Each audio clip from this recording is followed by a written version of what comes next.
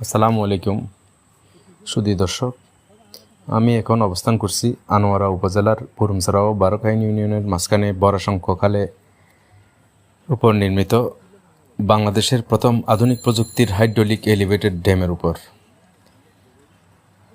BADC এর তত্ত্বাবধানে 21,40,00,000 টাকা ব্যয়ে নির্মিত এই ড্যামটি 2023 সালের 11ই মে উদ্বোধন করা হয়। মূলত শুষ্ক মৌসুমের শেষ সুবিধা নিশ্চিত করে কৃষি উৎপাদন বৃদ্ধি এবং বর্ষার পানি ধরে রাখার জন্য এটি নির্মাণ করা হয়েছে।